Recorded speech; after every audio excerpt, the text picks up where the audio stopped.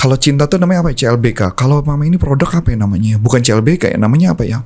Jadi bagaimana dia bikin seakan-akan dia Memori. memori. Ya Bu Ana memang luar biasa.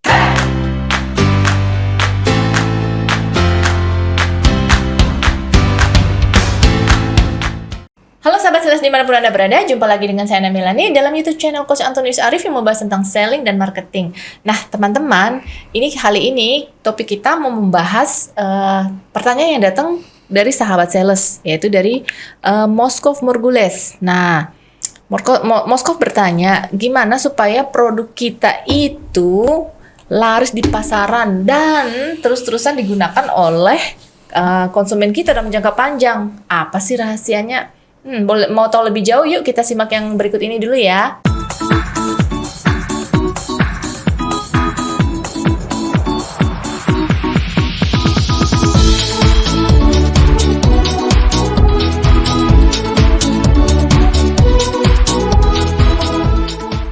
Sebelum Anda lanjut nonton video ini, silakan Anda subscribe, like, dan share kepada teman-teman Anda sehingga channel ini bisa bertumbuh. Halo sahabat sales dimanapun Anda berada, jumpa lagi dengan saya Melani dan saat ini sudah ada bersama dengan saya Coach Antonius Arif. Halo Coach. Halo. Sehat ya Coach? Sehat. Wah, rapi banget Coach hari ini. Abis memberi training. Iya.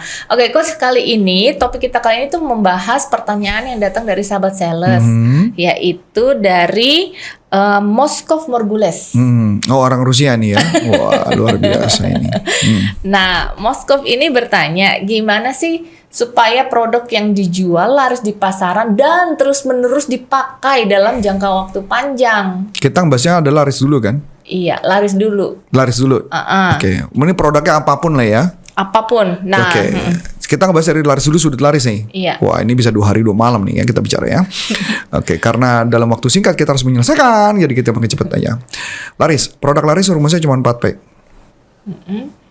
Pertama produknya harus bagus. rice. Ntar dulu, produknya bagus dulu gitu. Bu. Produknya bagus, berkualitas, bagus gitu ya.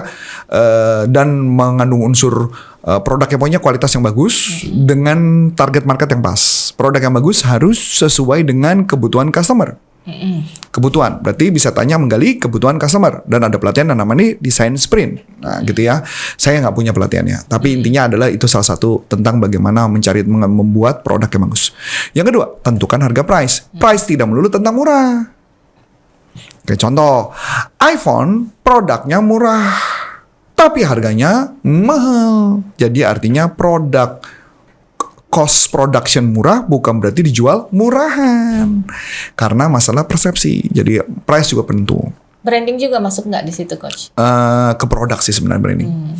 Berikut ya. Abis itu setelah itu ke place. Place adalah mendistribusikan.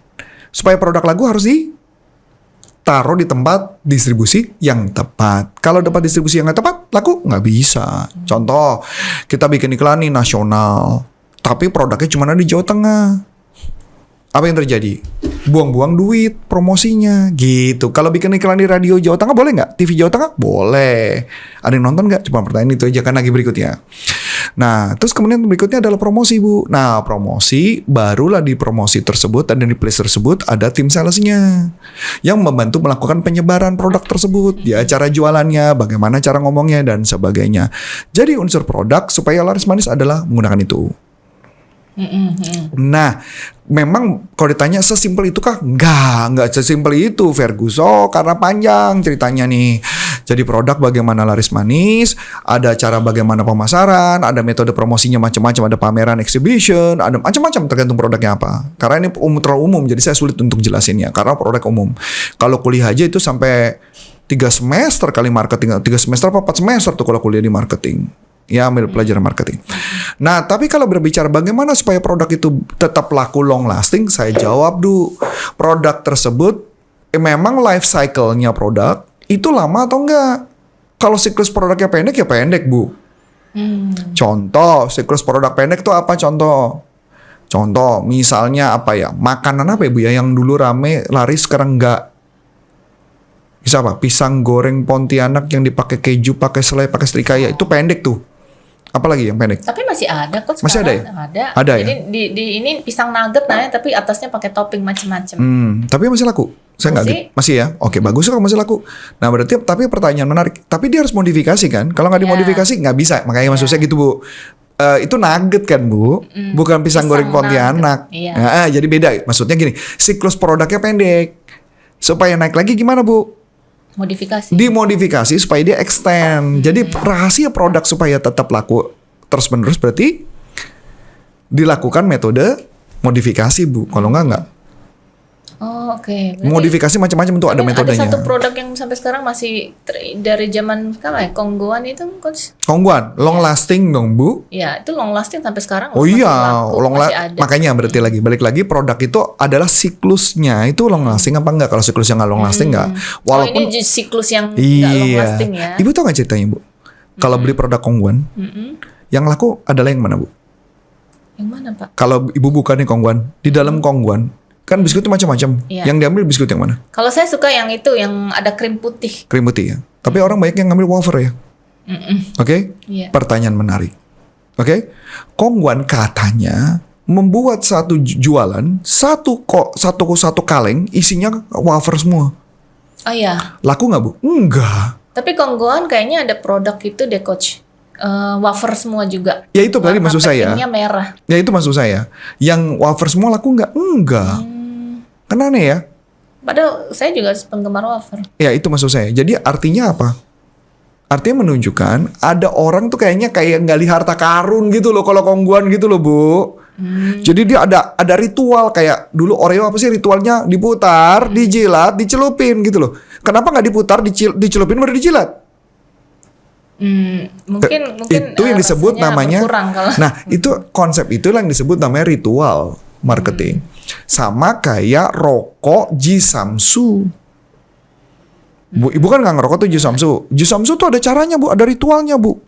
Buka rokoknya aja ada ritual.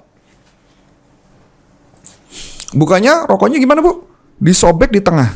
Nggak tahu. Ya ini contoh, ini contoh. Maksudnya ritual. Dibuka, diambil satu rokok, ya Bu. Apa yang dilakukan? Dijilat dulu. Ada beberapa yang dijilat.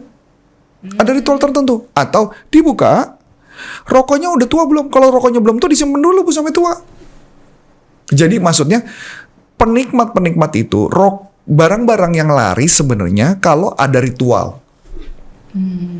Jadi si Oreo itu menciptakan ritual, walaupun ritualnya sekarang udah nggak muncul lagi kan? Iya. Sebenarnya ritual-ritual itulah yang membuat sebuah produk menjadi kayak agama, ngerti gak, Bu? Jadi kayak agama yang seakan-akan kalau nggak diputar, dijilat, dicelupin, itu kayaknya belum makan. Sebenarnya, oh ya. Oreo gitu ya? Regal ada ritual kan, Bu? Regal long lasting juga. Ritualnya gimana, Bu? Oh, saya nggak tahu karena saya memang penggemar regal sih. Nah, makan regal gimana? Makan aja kalau saya sih. Yakin? Biasanya celup-celup di teh. Nah, itu ritual. Nangkep, Bu? Dibuka, dicelupin, dimakan. Pertanyaannya, kenapa harus dicelupin? Enak aja. Betul nggak, Bu? Pertanyaan menarik. Itulah yang disebut namanya ritual. Makanya produknya, jadi itu makanya produk bisa long lasting karena ada mungkin ritual tertentu, ada konsep tertentu. Kalau nggak berhasil produknya tadi ibu bilang, saya bilang pisang goreng Pontianak, Bu Ana ngotot bawa kan nugget. Itu kan mereka beda, itu beda lagi, Bu, nugget, Bu. Makanya ganti lagi. Pertanyaan, nugget akan bertahan lama? Enggak, nanti ada cerita lagi. Nangkap, Bu, konsepnya? Sama kayak brownies kan? Brownies dulu kan brownies kukus, rame, Bu. Sekarang kemana dia? Masih ada, tapi ya udah mulai nggak rame. Jadi itu konsepnya gimana produk itu bisa long lasting. Berarti kira-kira kalau misalnya satu produk itu bisa long lasting, selain dia dimodifikasi, apakah perusahaan ini yang produksi atau misalnya orang yang jualan tadi pisang goreng ini dia itu mengiklankan yang baru atau dia mengingatkan kembali gitu? Bisa terserah, tergantung dari strategi masing-masing. Jadi mereka akan, itu yang disebut namanya, kalau istilahnya kami itu adalah istilahnya dibalikan ke kondisi romansnya dulu. Jadi kisah-kisah apa ya namanya?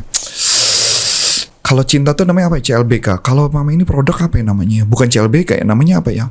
Jadi bagaimana dia bikin seakan-akan dia memori. Ya Bu Ana memang luar biasa ini ya. Jadi dikembalikan ke memori masa lalu kayak lagu-lagu yang sudah tidak lagu reproduksi atau bukan reproduksi apa ulang Ya, gitulah ulang, pokoknya iya, apa ulang. iya, Nah, iya. itu jadi itu yang menjadi long lasting gitu loh, Bu. Jadi semua konsep itu silahkan aja bagaimana caranya membuat menjadi sebuah laku. Tadi pertanyaannya adalah apakah seorang sales punya peranan dalam hal itu? Saya jawab, sales itu fungsinya adalah untuk melakukan penyebaran. Fungsi seorang sales. Tapi kalau fungsi sales suruh untuk mempertahankan tuh produk, nggak bisa. Itu adalah strategi marketing. Makanya sales sama marketing, istilahnya kalau buat saya tuh, marketing strateginya, sales itu yang adalah maju depannya, Bu. Berarti ini lanjut ke pertanyaan dari Moskov berikutnya nih Coach. Apakah itu rahasia dari perusahaan atau salesnya juga yang ikut berperan? Saya jawab, ada peran sales nggak? Ada. Asal salesnya mencari informasi. Ingat, sales itu garda depan. Sales itu bisa mencari informasi apa sih yang membuat produk ini disukai orang. Kayak contoh, Kongguan itu dapat cerita tentang orang pada menjadi harta karun si wafernya tersebut. Maka dibuat satu kaleng wafer, katanya sih kurang laku dibandingkan si Kongguannya itu sendiri. Kongguan yang lengkap itu loh, Bu. Ya. Lucunya Mungkin itu. lebih seru kali kalau nyari-nyari. Waduh, ini macam-macam. Iya, kayak harta karun kan. Iya. Itu namanya ritual kan, Bu. Iya. Nah, yang menariknya Saya lagi, juga dulu gitu sih Coach. Kalau lihat Kongguan begitu dibuka kaleng, aduh pengen lihat ini nih enak kayaknya nih, bentuk yang ini enak nih kayaknya. menariknya lagi Kongguan dipromosikan gratis oleh tukang bubur, buat kerupuk sama tukang gado-gado, Ibu. Oh, kalau seperti itu gimana tuh Coach? Ya, itu kan bagian strategi, bukan strategi, itu kan nggak sengaja karena kalengnya besar aja, kaleng dia kan. Kalau bisa bilang wafer yang kaleng paling besar kan kayak Kongguan, yang nggak ada lagi kaleng yang lebih besar. Ada nggak sih? Seingat saya sih nggak ada. Iya Kecuali kaleng minyak, kan aneh, Bu. Masa taruh kerupuk di kaleng minyak? Hmm. Kan nggak mungkin dong. Berikutnya lagi nih, Bu. Nah, kalau mama dari konsep itu, belum lagi ada meme-meme tentang bapaknya kemana. Oh iya. Si Kongguan itu bapaknya kemana? Dibahas. Serius banget bapaknya. Kan gitu loh. Itu yang membuat brandnya jadi lama tuh. Nah, itu balik lagi, tugasnya seorang sales mencari informasi dan menginformasikan pada orang marketing. Orang marketing harus mikirkan bagaimana produk itu long lasting. Termasuk itu tadi yang meme itu tadi ya? Oh, oke. Oke, sahabat sales dimanapun Anda berada, demikianlah ulasan dari Coach Antonius Arif tentang produk yang long lasting ya gitu ya Coach ya. Nah, semoga sahabat sales Moskov itu terjawab ya pertanyaannya. Atau tambah pusing. Kalau masih ada pertanyaan lagi, boleh langsung dilayangkan ke YouTube channel kita. Nah, kalau misalnya ada yang mau tahu pelatihan-pelatihan mengenai selling itu kemana ya Coach? Di jadwal kita pelatihan ada di salesuniversity.id. Di sana ada jadwalnya, ada jadwal-jadwal pelatihan kita. Baik pelatihan yang langsung saat itu juga langsung bisa diikuti, atau pelatihan online-nya itu bisa kita ikutin. Dan bisa kalau untuk corporate yang mengundang kita, langsung kontak aja langsung di corporaconsulting.com atau kontak langsung kepada Bu Ana yang nanti akan langsung menghandle Anda dan bicara dengan Anda, membantu Anda untuk mencapai perusahaan peningkatan omset yang luar biasa. Saya Coach Antonius Arif dan Saya Ana Melani. mengucapkan terima kasih, sukses buat Anda dan sampai jumpa. Bye-bye. Bye.